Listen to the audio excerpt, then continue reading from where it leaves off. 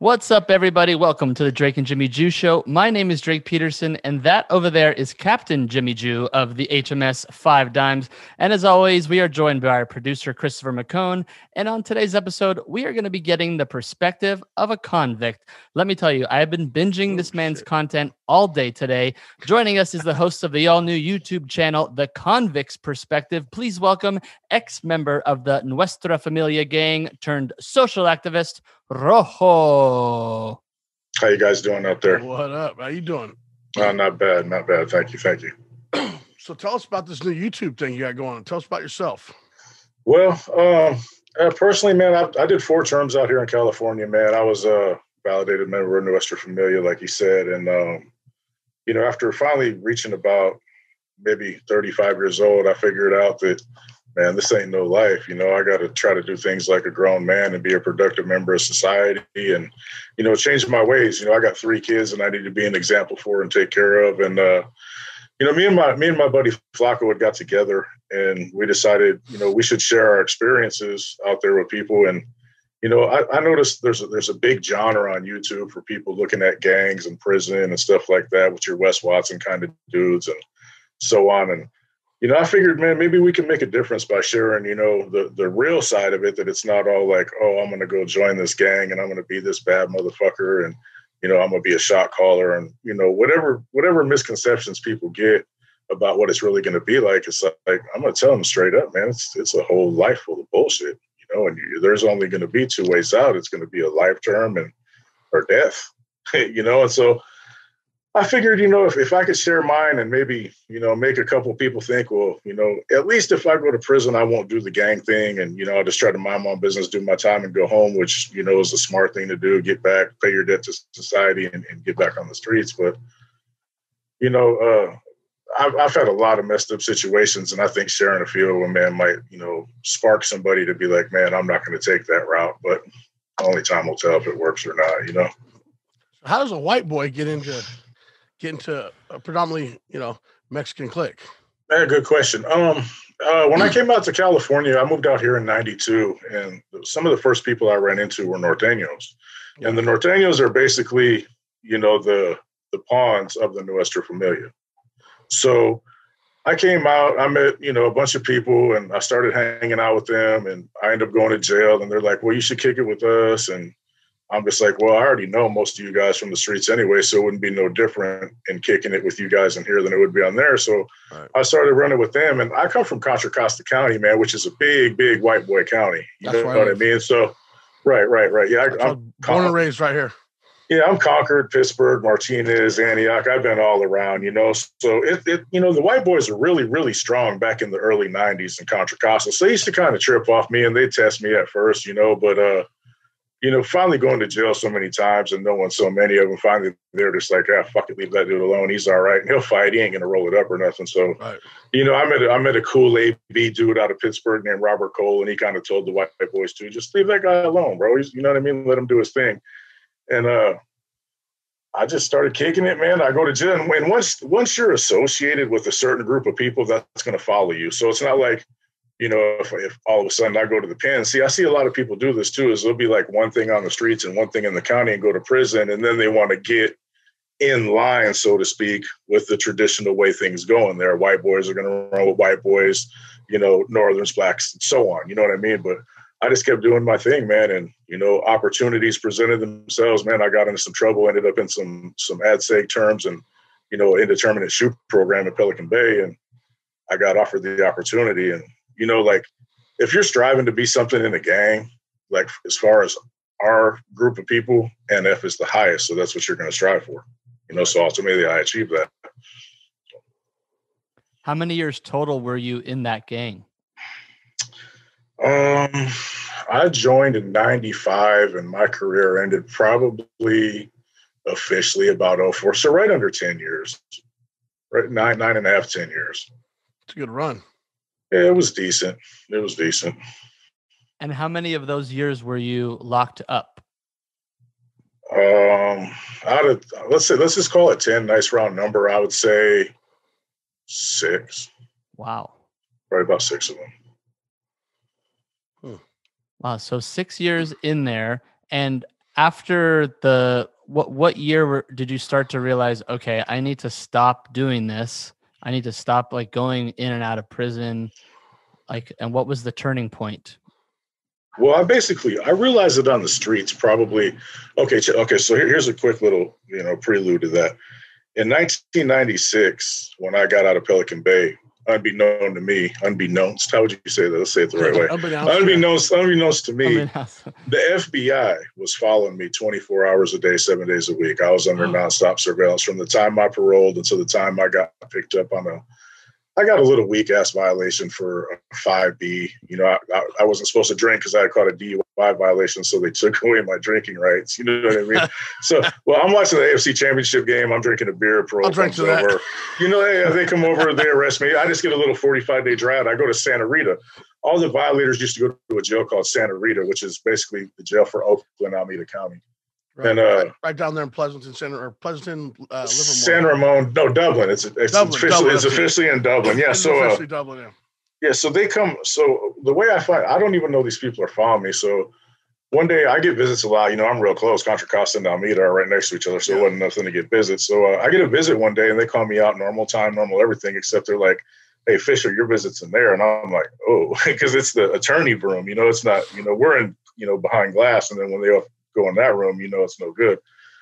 So I go in there, and two females from the FBI and one guy from the SSU came in there, and they kind of laid down the amount of evidence they had on me on some RICO kind of stuff. And I think they kind of left some of their files open on purpose so I could get a glimpse of some of the stuff that they're not supposed to show me, but they wanted me to know. They're like, "Look, you're basically fucked, bro." You know what I mean?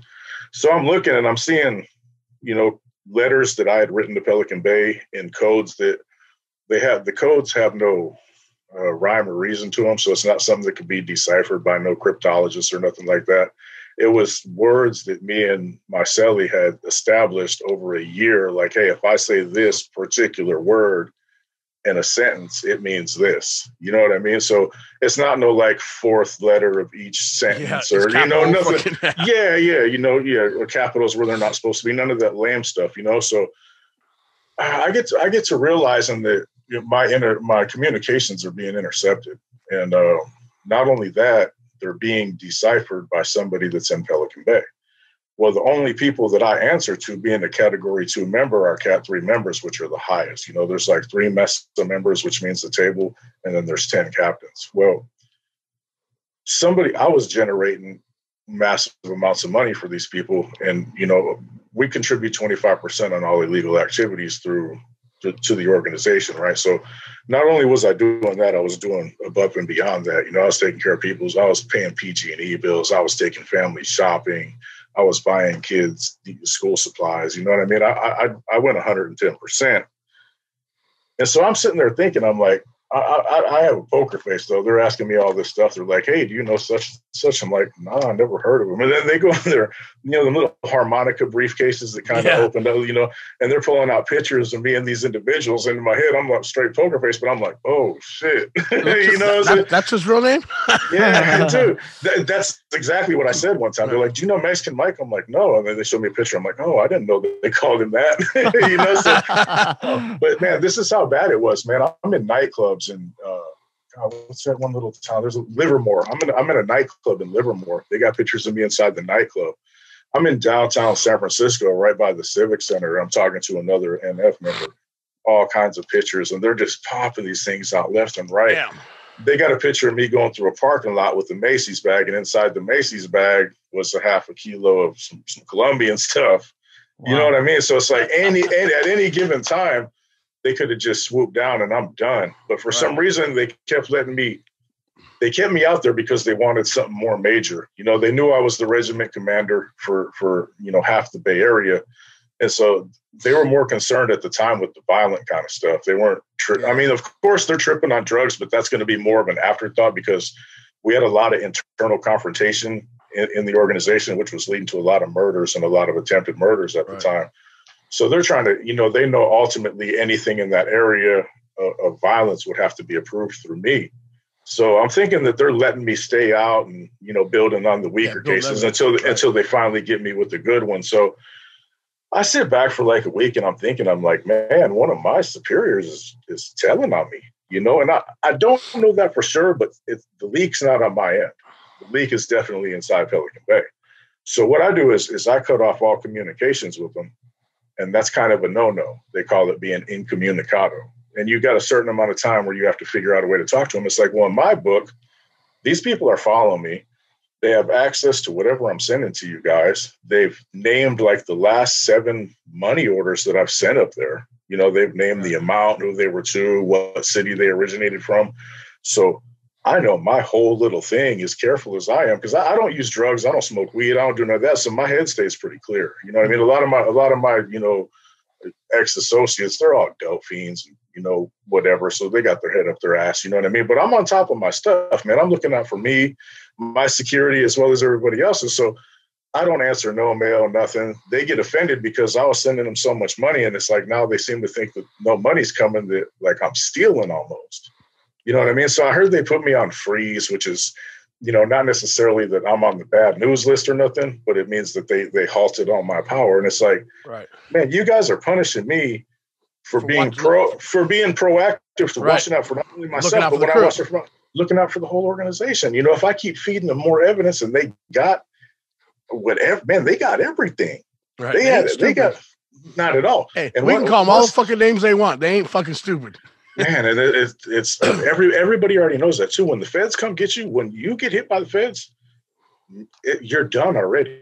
When they come, it's already pretty much over. Yeah, unless you pull some Tekashi 6ix9ine shit, you know what I mean? Yeah. Telling everybody and their mom, but that's not respectful. Dude, the feds ain't messing around, bro. You know what I mean? So I cut off everything, and then progressively they just basically said, fuck Rojo. You know what I mean? Well, fuck you. So when they were like, when you were not giving them any information or sending them money, are you referring to them sending the money in prison? Is that what you were saying? There's a lot of ways to do it. I mean, you got money orders and stuff, but also there's we got 2 banks, man, that, when you work for this organization, you'll have a Familia Bank, which is your bank on the streets, which takes care of street activities. We call them ventures, whether it's drug dealing, prostitution, et cetera. Then you got a main bank, which is the money that goes back to basically to the heads of the organization to distribute how they feel is appropriate. You know what I mean? And they'll just basically send you a PO box or something like that, and that's where their cut will go. And then, the other cuts to be used at my discretion. And what I would do is I would just reinvest it into my local street crew. You know what I mean? Whether I might be buying, more weight of, any kind of number of substances, et cetera, whatever the case may be. So, but yeah, I mean, it was at their discretion mostly where it would go. A lot of it was to females and, other states. And like, I don't know what ultimately ended up happening with it. That's above my pay grade, Yeah. So once the feds came in, you stopped sending money to the organization. And then what happens after that? Yeah, like I said, they put me on freeze, which means they froze all my power, which basically means I'm under investigation and whatnot. I tried to have other people get to people that they could talk to safely, in my organization. Like, everybody's got a different channel. Like, I might talk to, Wedo. This guy might talk to Creeper or such. But once your message gets to Pelican Bay, it can pretty much be a little bit more distributed without distorted. Yeah. So I tried to send messages to be like, look, this is what happened. This is why I'm not talking to you guys, awaiting further instructions. Never heard nothing. So is that where the top is? Is that where like the head of NF is in Pelican? It was, man. Okay. Got it. In 2012, they released a lot of the guys that had indeterminate shoes. Indeterminate shoe is a punishment that they give to gang members. Like, okay, say I'm in there, I'm a model inmate. I don't have no fights. I don't have no altercations with staff, nothing.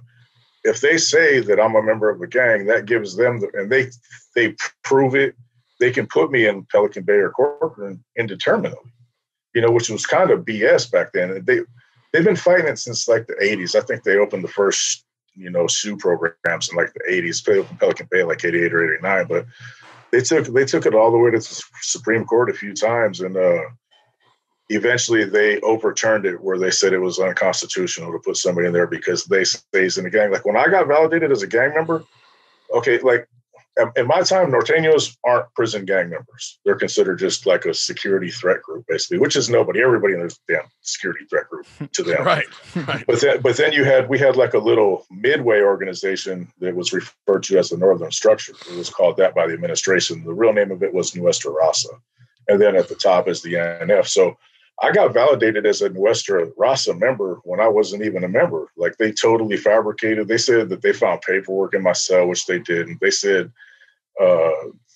I had tattoos with it. I mean, no, I don't. Like they'll just like, if they can't figure out one of your tattoos, they'll label it how they want to label it. Exactly. You know, so anyway, I ended up getting validated, man. I'm 19 years old. I don't know nothing about no prison gang really, you know?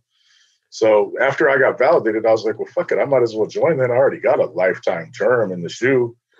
But anyway, to make a long story short, in 2012, they deemed that they can't do that no more. So they let all the people that are validated out of the base. So I don't really know how they do the headquarters right now, but Pelican Bay from 88 or 89, whenever it opened, all the way up to 2012 was always headquarters, yes. Wow. On the streets, it would pretty much be Salinas, California, for the most part. Yeah. And then, so once you left the organization, did you have to like still do time because of the feds, or did they kind of let you go if you gave them No, the feds. See, no, the feds never got nothing out of me. But they kind of had a case against me for conspiracy to distribute methamphetamines to benefit an ongoing criminal organization.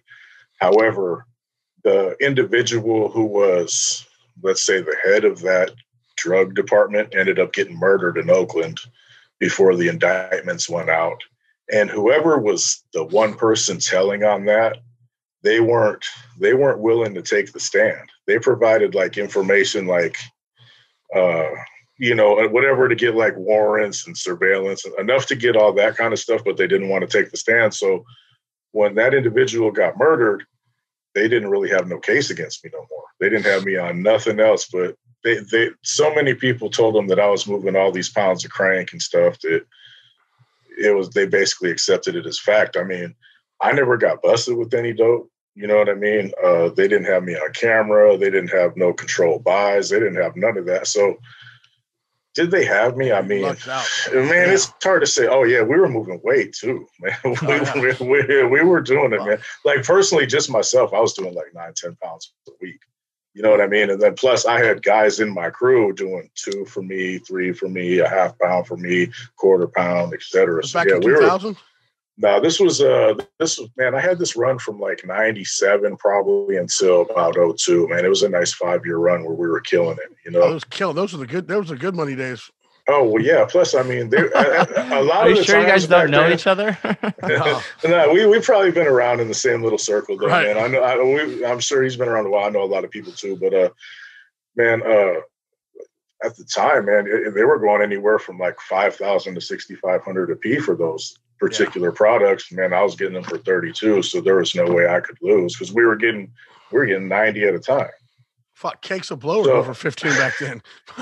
dude, ounces of blow were going for 15 right now. Oh yeah, I know. I heard. It's crazy, bro. That's crazy, man. But yeah, we killed it, man, for about those 5 years. And yeah, I was fortunate. You know, I'm a pretty careful dude. You know what I mean? And I keep my circles small. Like even when I was in charge of all them regiments, nobody really knew it. You know, I'd have other people like basically as spokesman, you know what I mean? And I would deal with maybe 1 or 2 people from a couple different towns. And I'd be like, this is what we need to do. I need you to take care of this. So they'd go out and they'd do all the, because I'm not the best talker in the world either. You know what I mean? I don't have a lot of tolerance for, you know, sitting there and just yapping. So I got people that they're professional speakers, man. Hey, go tell these dudes this, go tell these dudes that. And so I kind of stayed out of the limelight too, you know, and a lot of people would look at me and be like, you know, at the time, man, I'm a 20-something-year-old white dude. And I'm like the second youngest member of the NF ever. And at the time, I was only like the 3rd or 4th white person ever. So like people automatically, they would look to everybody. Like if I'm in a group of 5 dudes, I'm not the one they'd look at as the boss. off top. You know what I mean? I'm the goofy little white dude with the long ass Mongolian trying to fit in with the Mexicans or something. You know what I mean? Speaking Mexican Spanish. Yeah, I didn't draw attention like that, man. I mean, the FBI knew who I was. You know what I mean? But like on the streets, as far as people just randomly trying to like snitch on me or trying to pinpoint, you know, who's the mastermind, it wasn't me. What's a Mongolian? Haircut. Man, it's like a tail that comes out from the top right here, like the old samurai guys used to wear. They call it a top knot. Like the samurai guys call it a top knot, but it's a Mongolian. I had one that was like that long. And now it's called a man bun. Now when they roll it up, yeah. It's uncomfortable. Yeah, it's uncomfortable. So there's books. I mean, I guess your boy Flacco wrote a book. Is that true? No, Flacco hasn't wrote no book. That'd be Boxer. Oh, Boxer. That's what I'm Boxer from San Francisco, man. He's got a Nuestra Familia, A Broken Paradigm. And it's actually a real good book. I've known Boxer since like 94 or 95, and everything he says, you know, I can kind of co-sign that it's a factual book. He's not just sitting there blowing nothing up or nothing like that. It's good reading. It mentions you in the book. Yeah, I'm in the book, yes. By name? Yeah, unfortunately. You know, I'm at the point though, I don't care no more, man. If you're gonna come see me, I'm not hard to find. You know what I mean? Bring your best, because I'm not gonna lay down. You know, I'm gonna defend myself and my family to the fullest. Hell yeah. So it's like whatever. But no, Boxer's a friend of mine, so it don't matter. I want to talk about your YouTube channel, but before that, do you have any are you ever worried about talking about any of this stuff? I mean, are there ever any repercussions about talking about old secrets in Nuestra Familia or anything like that? Or because clearly on your channel, you don't hold anything back. So what are your thoughts? You know, I actually refrain from saying stuff that would really probably piss him off, because I'm low on the list, man. Like I said, I didn't tell on nobody. I didn't give up no crimes. There's a lot of people who have. Yeah. So, you know, their numbers, you know, them on the list are here. I'm like, you got to look down there to see me. You know what I mean? Do they want me? Yeah, probably. It's like, whatever, you know, like, I don't care. You know what I'm saying? So, I don't say anything to be totally disrespectful to them people, because I actually still have a lot of respect for a lot of them. You know what I mean? I'm not going to implicate nobody in nothing, you know, because I'm not into all the telling and stuff. You know, it's bad enough I walked away. People are fucking drop. Oh, well, yeah, it's true. You can't whoop me though. So, you know, just shut up and keep it moving. You know what I mean? But yeah, I choose what I say still though. You know, I don't want to be too offensive. Yeah. If I can't, there's some things that I can't say, you know. There's no reason to be disrespectful. They don't do good for nobody. Well, I'll tell people in private, like if somebody has a question, you know, that I don't feel comfortable asking publicly on a public platform, I'll answer you in private. You know, you can email me, fucking whatever, and be like, hey, you know, keep this between us. This is the answer to your question. But I'm not going to piss them off too much, man. You know what I mean? No reason for it. Yeah, exactly. So going back to the convict's perspective on YouTube, first of all, it's fairly new, and you guys are thriving. You guys have almost 1 million views, which is a lot for a beginning YouTube channel. Do you want to tell all of our listeners about what that is and what they can expect when they go and watch that channel? Yeah, it's okay. It's a convict's perspective. We try to drop a video every day, Monday through Saturday. Oh, damn. Sundays haven't done good as far as views and stuff. So we kind of just left Sunday out, let it take a break. But we discuss everything, man. We've discussed stuff like the recidivism rate in CDC. We've discussed the history of San Quentin. We've discussed excessive somewhat like police brutality stuff, but as far as correctional officers go, you know, and what else? What to expect in the shoe, you know, the history of the Nuestra Familia itself.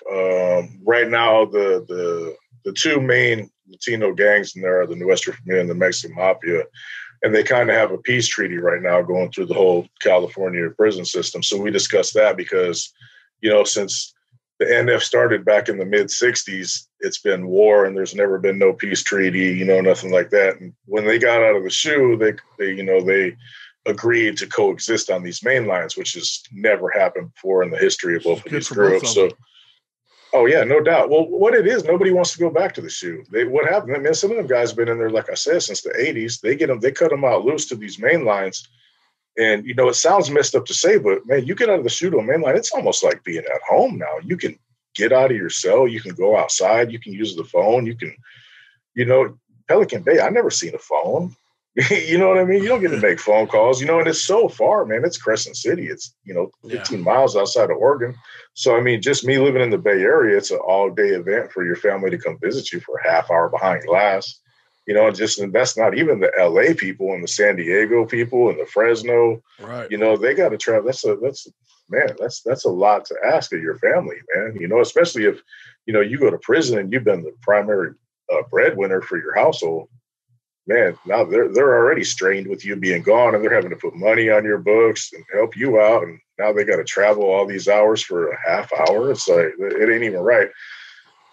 So part of the deal with all them getting out of the shoe was they agreed not to take off on each other no more. And so far that's held up, man, for quite a few years now. So, I mean, it's better for everybody, Absolutely. Because, I mean, the blacks and the whites are getting along. The North and the South are playing handball together. And it's just crazy from fucking years ago. Bro, it's weird. I can't even imagine that in my time. Like, when I was there, the most thing you would say to a Sereno is like, oh, pardon me, if you know what I mean? Something like that. Or if they ask you a direct question, you were allowed to acknowledge them. If they said, hey, how you doing? You could be like, I'm doing all right. How about yourself? But like, as far as just sitting there chit-chatting or playing handball, I guess they're eating together. And it's like, what? Wow. I didn't know they're on the same yard together.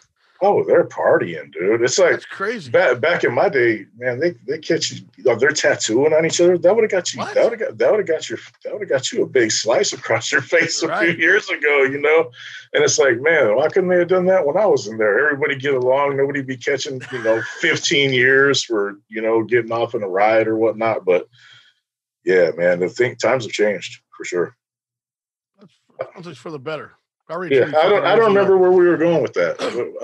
I just kind of rambled on that one. No, it's all good. This is all fascinating because I've never been to prison. Hopefully, I never go there because God knows what would happen to me there. See, Drake, I don't understand. Drake, I don't understand that. You see, if they sent me to prison with all women, I'd be fucking stoked, right? Like, fuck, this is like heaven. Since you're gay, Drake, I don't see why you wouldn't be happy as hell. It's like sending you to marry. Hey, they got a gang in there you could join too. They got a gang called the Gay Boy Gangsters. No shit, huh? Yeah. Really? Yeah. I'm looking this up. The Gay Boy Gangsters. Oh, it's real talk. It's a California SNY gang, man. They probably got tired of being fucked with, because everybody's going to assume gay people are easy target. It's like, don't get it twisted. Fight, bro. Bro, one of our main rules as Northerners is to never disrespect a homosexual, because what if that dude beats your ass? Now how do you look? How do you look? You know what I mean? Like, oh, you want to keep fucking with this dude? That's still a man. And he's been fighting his whole life. He's been gay since he was a young man. They leave them people alone, bro. Fuck around, get a broke jaw. Yeah. I know, right? Okay. Damn. Drake looking this up now. He's gonna have someone on our show. This is great. I'm loving this. You just opened up a whole new world. Yes, this is fucking Gay Boy Gangsters, boy.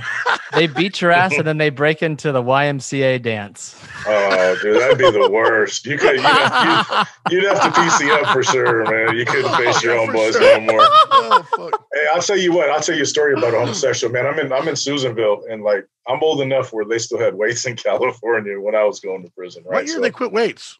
I remember. Man, I want to say it was like 96, 97, right around there somewhere. Yeah. What's weights? You're lifting weights. Lifting weights out there. Okay, got it. Yeah.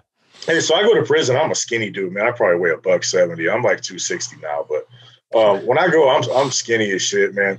And I start to work out, man. Well, one day there's a Samoan homosexual, and this fool had on some Daisy Dukes. Done made him a purse out of like some jeans, like sewed up some jeans into a purse. And he used to switch and snap around the yard, right? And the other Usos, the other Samoans and Tongans, they like, hey, TJ, let's see what you can do. He's like, no, I don't lift weights. It's so funny, right? Hey, that fool went in there and hit 400 like 7 times. No shit.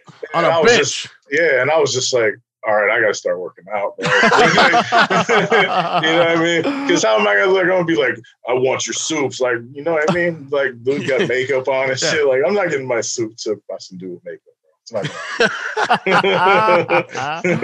That's funny.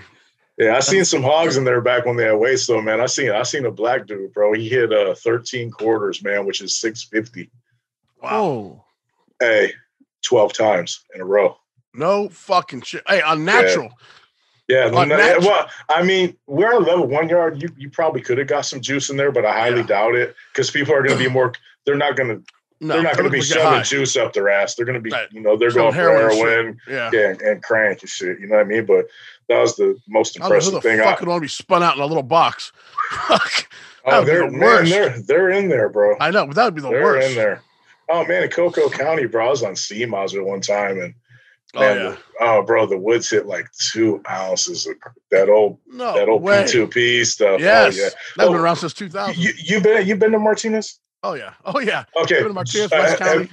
Okay, have you been there back in the day when you used to be able to get a contact visit in Martinez? Are you of that age group? They put me in there for like a day, then I go straight to West County. Okay, well, check this out, man. If you used to be on, in Martinez in the main jail, if you were good for 30 days, no write-ups, back when I first started going there in like 93, you could get a contact visit after a month, right in the attorney visiting rooms. Yeah. And your people would come. Well, I mean, the white boys ruined it for everybody, bro.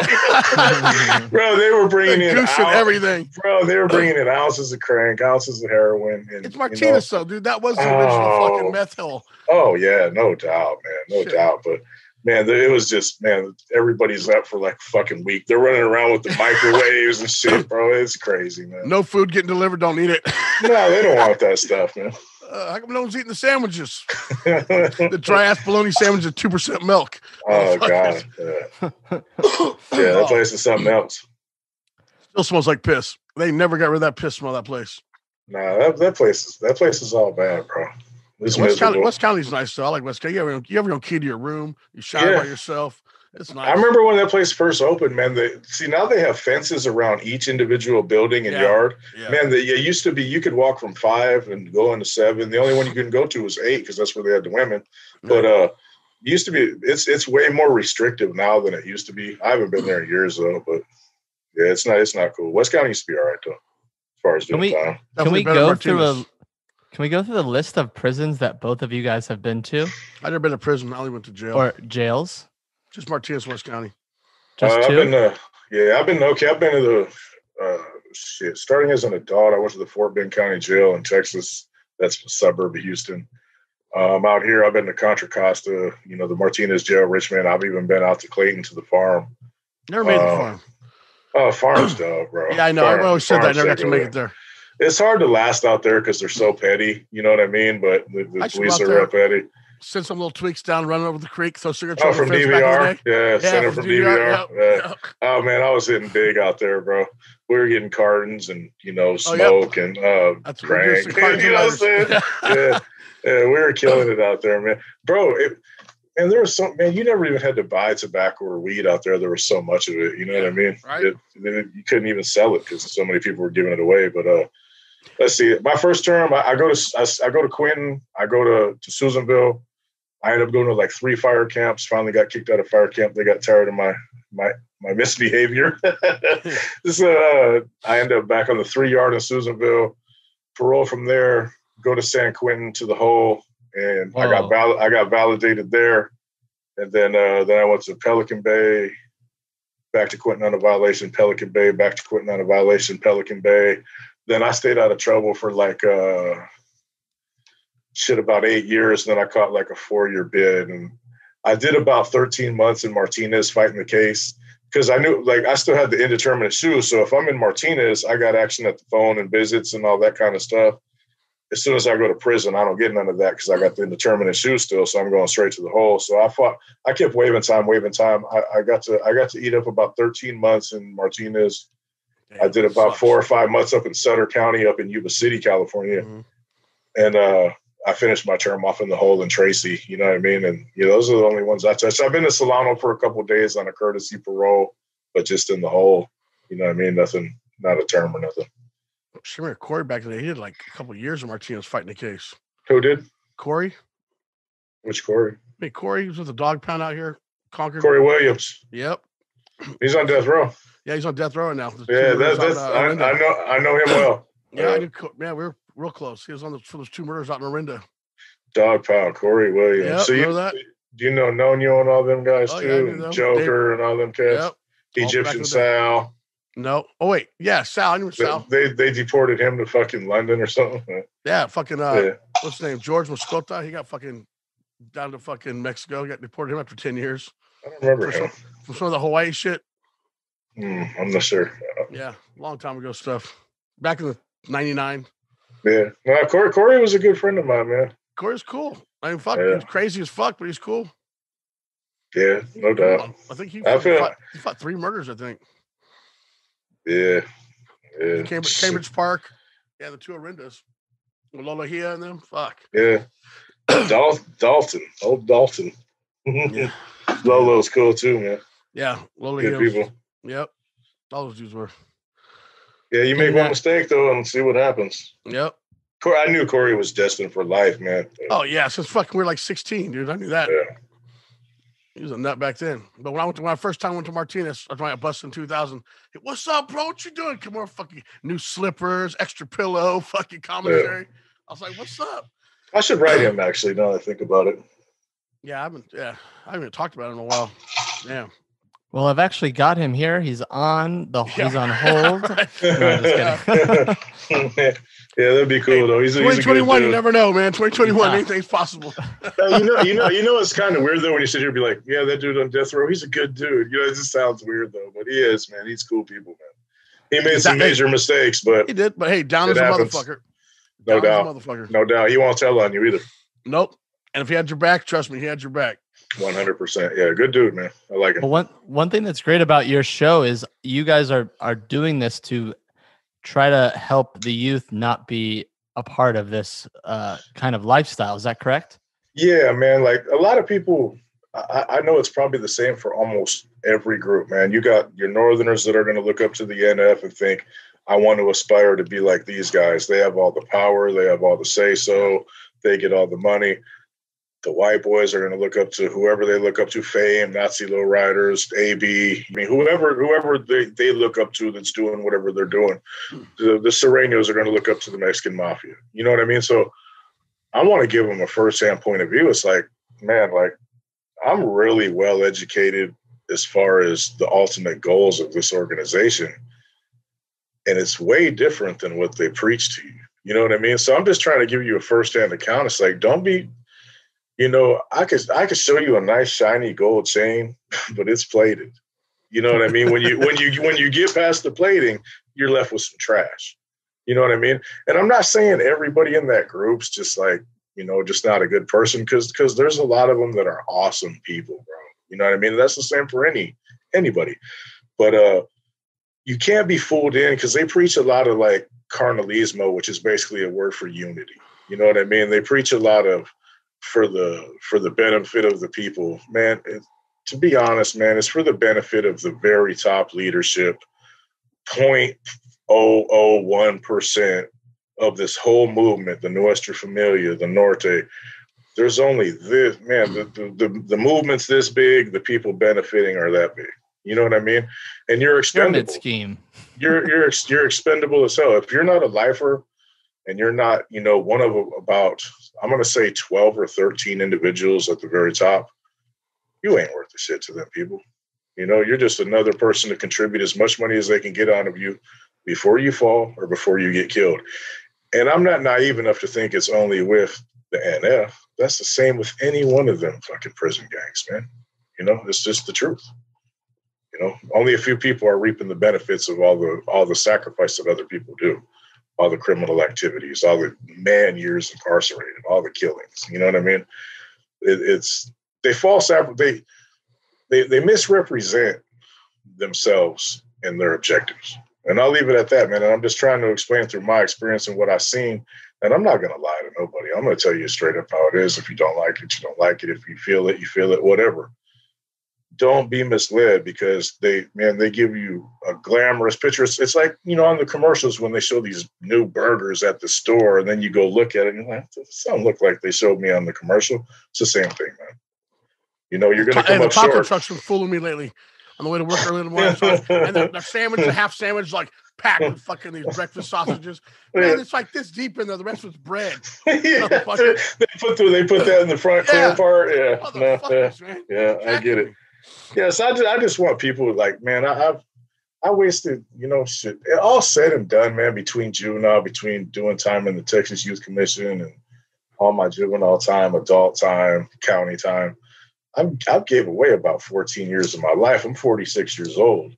And what's messed up, man, is, I had a lot of time to make up for, man. I had to kind of adjust socially, man, because you kind of get, man, when you go to jail, where your maturity is as an adult in life and things that really matter, and jobs and building relationships with people and not burning bridges, you get stunted in there, man. Because you're so focused on, like, especially us, as organized crime.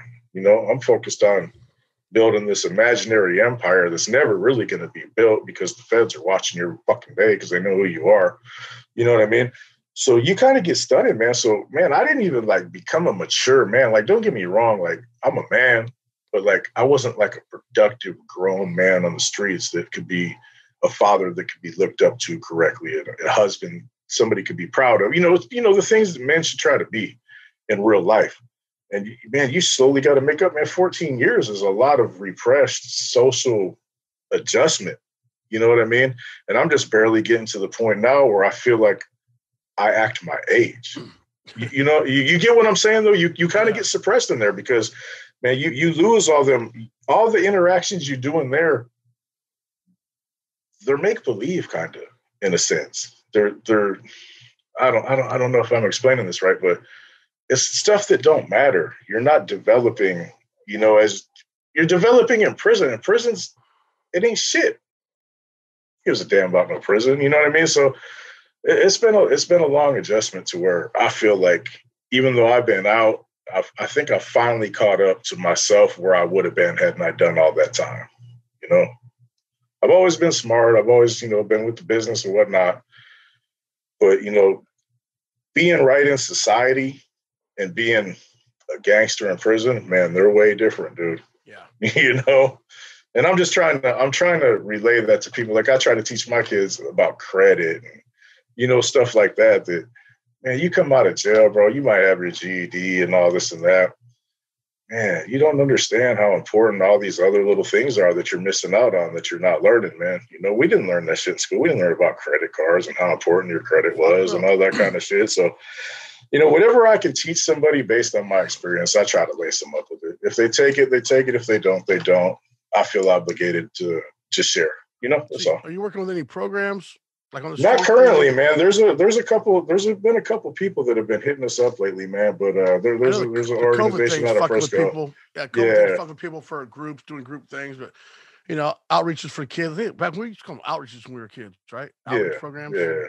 There's some guys out in San Francisco that have contacted me, but like you said, everything's kind of slowed down right now. They're not wanting to get a lot of people together, Right. So it's in the future, though. That any kind of thing I could do that could open other doors to, continue, both not only making myself do okay financially with doing the videos, because I can't do them for free. I can't sit here and donate all that. I get paid for doing it, but the more avenues that open, the farther that the spread can go. I'm willing to do whatever to, whatever it could be to, if somebody has some questions for me, I'll try to answer them honestly as I can. No, you don't want to go that route, bro. I promise you, I've been at the very top of that shit. I've had to make life and death decisions. I've had to do things to people with pieces of metal that, man, I didn't want to do it. You know what I mean? And the next person, you come in there thinking that shit's cool, they're going to put a piece of metal in your hand at some point in time. And if you don't do it, they're going to put a piece of metal in you. So it's like, man, you think you're cool out on the streets, being in all these little, I'm cool, I got a gang. Man, there ain't no cars to drive away in after you shoot people. There ain't none of that. There's going to be 30 people that you just fucked up their homeboy. You know what I mean? It's a different world, man. And you're right. People just don't understand it, man. You go to these county jails, level 1s and 2s, man, it gets different. It gets different. It's not what people seem to think it is. They think gangbang is cool. There's nothing cool about it.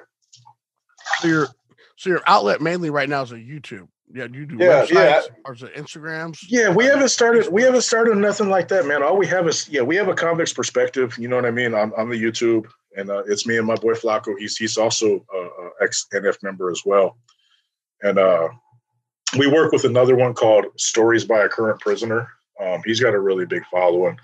Flacco does a lot of interviews for him, and I've been on that. I've done 5 or 6 episodes on that, but we're gonna expand out, man. We've been thinking about doing something similar to you guys, starting a podcast. You know what I mean?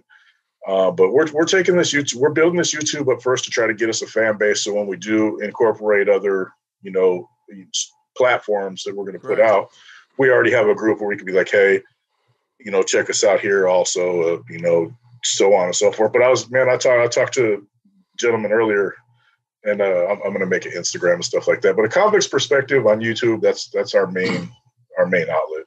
Yeah, I'd definitely get a Instagram going. That we can start hashtagging your episodes when you're doing things, and that spreads out like wildfire. It's a great source of advertisement and get it out there. Yeah, man. I mean, I've been surprised, man. We started, like I said, the 21st of December, and we're already pushing, it's like 5,700 subs. So, I figured doing a couple interviews with, guys like you, man, if you guys got X amount, maybe I get 3% of your guys' viewers to check me out. That helps me grow. And I just want to continue to do that, continue to get big. So, man, I could just keep spreading the word to more and more people. If it works, it works. If it don't, it don't. But my conscience can be clear that I try to tell people to do the right thing. Don't make that mistake. That's it. Well, it's definitely working, and people are seeming to love it. Do you have any pushback? Like, I didn't get a chance to troll any of the comment sections yet of any of the shows, but are you guys getting any haters or anybody that's like, hey, fucking take this shit down? No, man, surprisingly enough, I've lost track of how many videos I got. We'll say I got 35 just because we're close to that. Out of the, I don't know, 50,000 comments we've maybe got 20 people talking shit. You know what I mean? So yeah. I'll just insult them really bad real quick, and then I'll block them before they can answer me. You know what I mean? That's what Jimmy does on his. Dude, hey, some dude wrote me like a whole thing like this, telling me what a piece of shit I am, and I'm just like, hey, why don't you suck my dick from the back and then block him real quick, so he don't even get a chance to answer. But no, man, surprisingly, I figured there'd be a lot more because I've been on some other prison genre channels. And I've seen them just battering these guys, you piece of shit, punk motherfucker. And they haven't gave us the business too bad, man. But I'm not out there acting like I'm this Billy badass dude. I'm just telling stories, man. I'm down to fucking joke and shit and laugh. If you find something to hate about me, hey, that's you. But if you talk too much shit, I'll just block you, man. I'm not going to keyboard warrior with you. There's no point. I mean? If you see me on the streets, man, beat the shit out of me. Show me. That's how I feel about it too. Hey, kick my ass, bro, please. So I need my ass whooped. Whoop my ass. But I'm not going to sit there and I'm the same way. People, yeah, it's pointless. Yeah. Billy Badass sitting with a cocktail behind his fucking computer, wearing his wife's underwear. In his mom's basement, fucking talking shit on YouTube, gay porn, working on the other. He's part of the gay boy gangsters. Oh, he is for sure. Them dudes are extra tough, dude. There was one thing I was absolutely fascinated by, and I had to ask you. You were kind of talking about, it seemed basically like prison etiquette, and you were saying like when someone new would come into like the prison, that you guys would like form a certain formation and like kind of like protect this person. That was I didn't really understand it fully, but.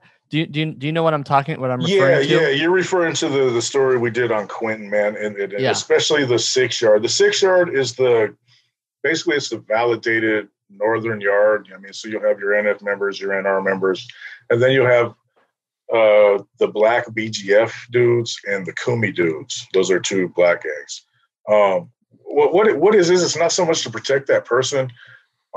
Okay, when you go in, there's a gate right here. You go in through one gate. On this yard will be the blacks and the northerners. On this yard is the white boys and the Serranos.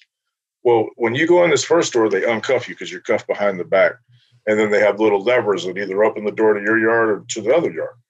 Well, the reason that they stand in that formation by the fence is because at any given time, they could accidentally open the wrong door for the wrong inmate and say they open it for Aryan Brotherhood dude, he's obligated by his people's policy to run in there and take flight on the black dudes. You know what I mean? It's mandatory for him. If I'm in that thing and they accidentally open the white boy and Serenian ones, I'm automatically obligated to take off on the Serenians. You know what I mean? Jesus.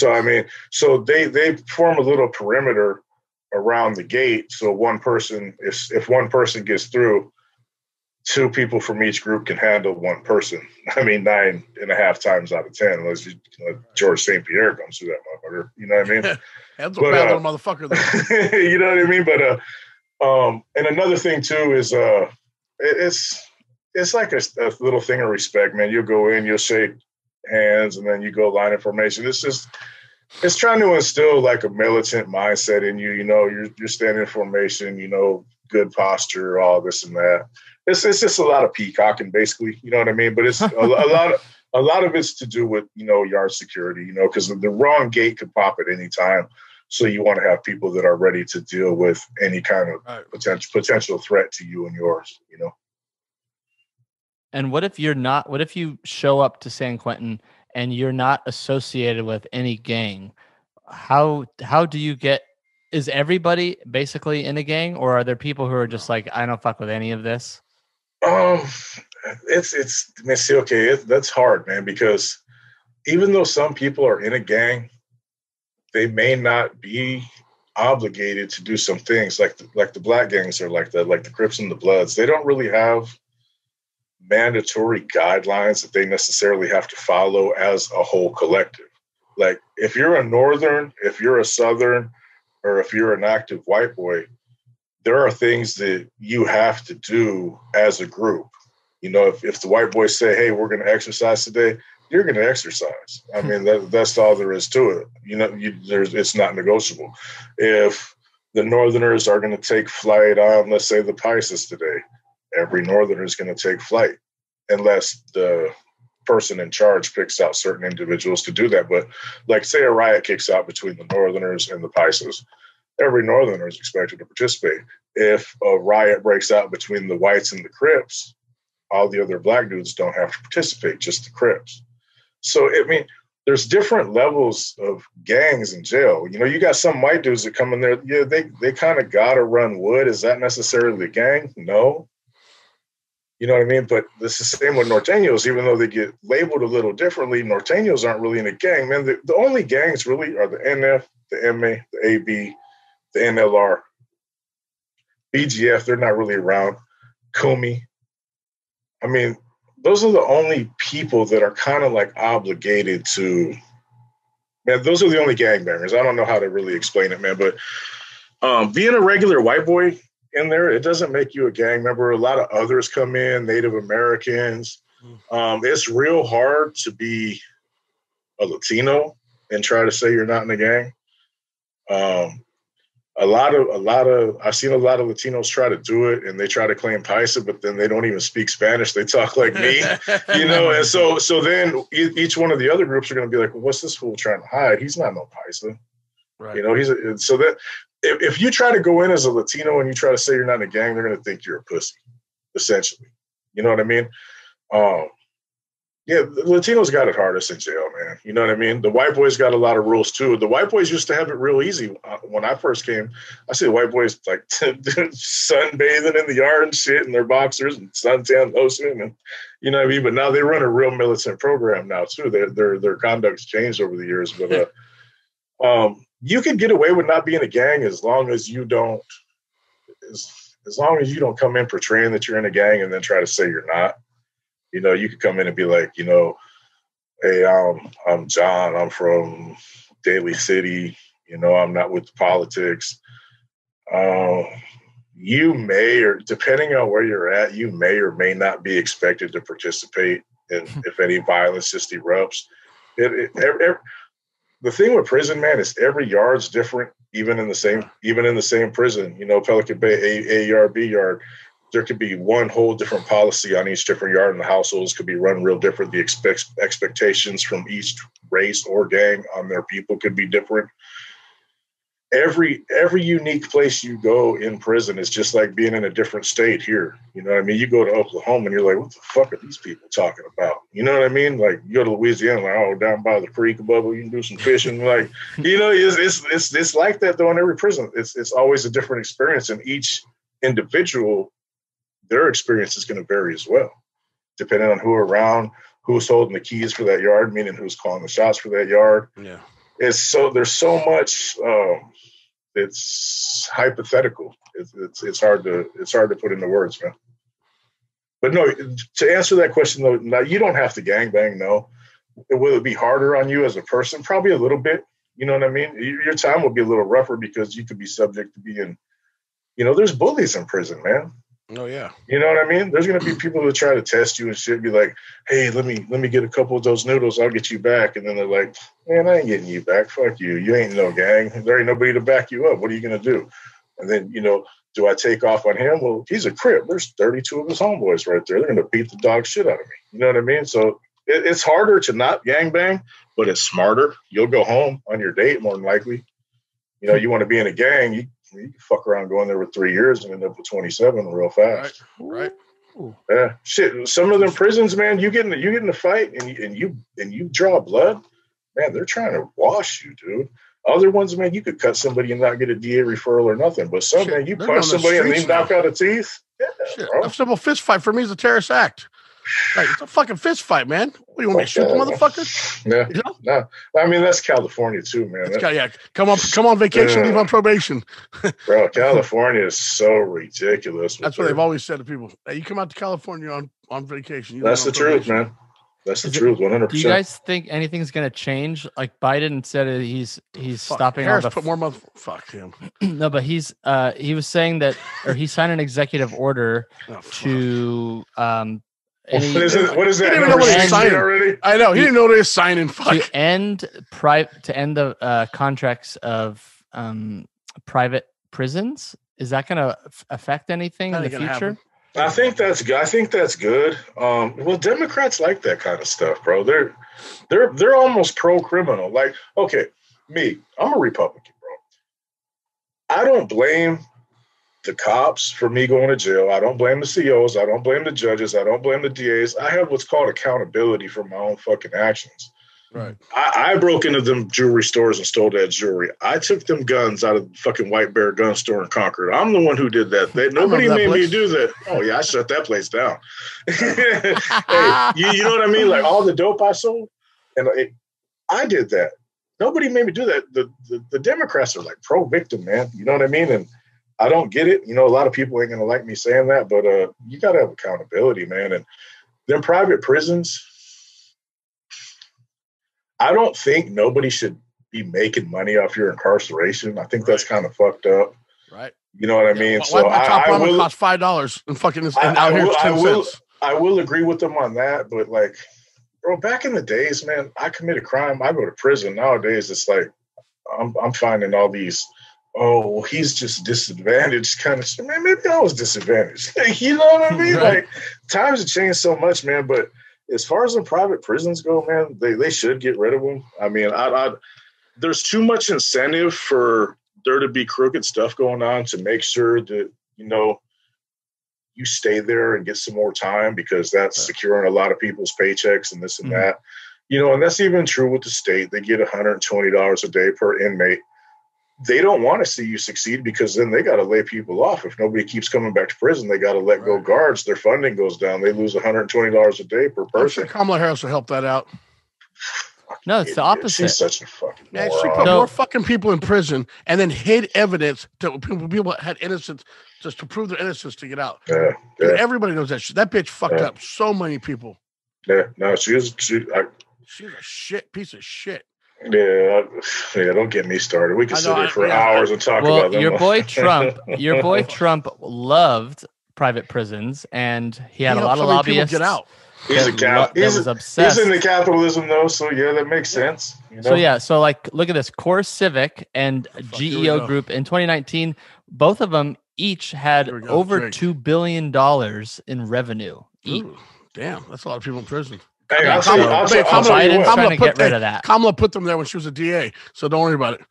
Hey, I'll tell you what though, I'm not gonna lie. I don't believe in private prisons, but if I own one, best believe I'd still own it. I wouldn't be selling it. I mean, Right? I'm into capitalism, bro. But Me too. ethically, I don't think it's right. But shit, if I inherit one tomorrow, I'm gonna run that motherfucker. Same. Like a fucking trailer park. You know what I mean? Like whatever. Gil, we're going on an hour. You want to plug your websites right now for us? Oh man, all I really have is a convict's perspective, and it's 3 words: a convict's perspective on YouTube. Like I said, we drop at least, man, we never miss 5 videos a week. We're a prison and gang based genre, but we're really contemplating branching out and talking about more things than just that, because you can only talk about so many prison stories, and I talked to Chris earlier. I could give you war stories up the ass, you know what I mean? But I'm trying to keep it more positive, and you're really going to run out of positive things to say. Right. I could tell you messed up stories about, people getting their whole teeth knocked out. And, their insides falling out from a razor blade, whatever. Oh, but I'm trying to keep it positive, because like I said earlier, man, that opens more doors for us. Yeah, you know what I mean? Good energy. Well, yeah, I might get hired to do a seminar, just, something about gangs for somebody, some little group out there that wants to talk to kids or whatever. You know what I mean? Yeah. So I try to stay away from the negatives and try to keep it positive, man. But we're trying to branch out. We're going to start talking about some other things, politics, like we just touched on briefly here, and sports, current events, whatever it might be, man. We're not just going to, even though that's going to still be our base, our bread and butter. I think we could discuss a lot more things, with a lot of forethought and honest answers, and we neither one of us are dumb dudes, so we'll break things down and offer great opinions, and we're real interactive with our viewers. We do a lot of questions and answers, and we're always, hey, if you have any comments, you have any questions, feel free. And like I said, if it's something that I don't feel comfortable saying publicly, I'll email it to you. You know what I mean? Yeah, we're trying to blow our stuff up, man. We're trying to touch as many people as we can with our stories, and answer as many questions and try to steer people, with a lot of experience. I mean, between me and him, we're 30-something years of prison experience, and 20-something years of organized crime, prison gang, Department of Justice, violent offender gang. You know what I mean? And we'll answer it 100% to try to veer you off that path, man, because there's 2 choices, man. You're going to prison for life or you're going to die. Yep. That's it. Well, dude, we appreciate you taking the time tonight and coming No on doubt. our show. And when 100%. you get really desperate and you need guests, me and Jimmy will come on.